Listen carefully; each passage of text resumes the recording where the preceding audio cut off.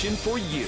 We knew it would be bad, but there are staggering new numbers tied to the flooding disaster in Metro Detroit tonight. Good evening. I'm Carolyn Clifford. I'm Stephen Clark. Thank you so much for joining us. In Warren alone, the damage estimate tops $1 billion, and some people believe the city may be at least partly to blame for a whole lot of that destruction. Let's go to 7 Action News reporter Simon Shaquette. He's live in Warren tonight. Homeowners are facing some big cleanup bills there, Simon.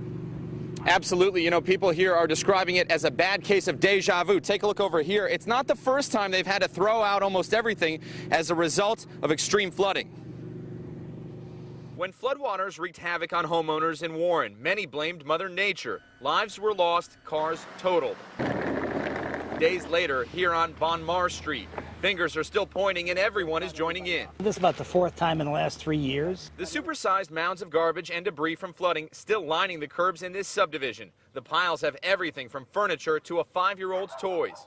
Like my trampoline and all my toys and my books. How did that make you feel? Sad. Neighbors like Jim Jeromette saw this type of damage before. In fact, Jim says it's happened several times in the past few years, making him and others think the issue is with the city. For 46 years, there's been never a problem in this neighborhood with water. The last 4 years, this is our third major event with floodings of our basements. And we're not just talking about an inch of water, we're talking about 16 to 18 to 24 up to the third step. Well, we lost our washer, dryer, dining room set, sofas, cedar chest, tools.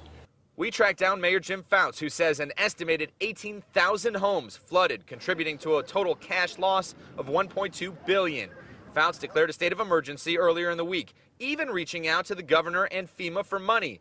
As for the state of Warren's infrastructure, including its own maintenance on sewers. Do you feel you could have done anything more in the last couple of years to have prevented this?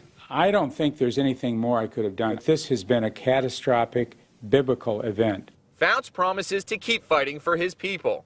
Epic and biblical, that's part of his vocabulary. Even as some start to question City Hall's sincerity. Come out and talk to us and tell us what has changed over the last 4 years.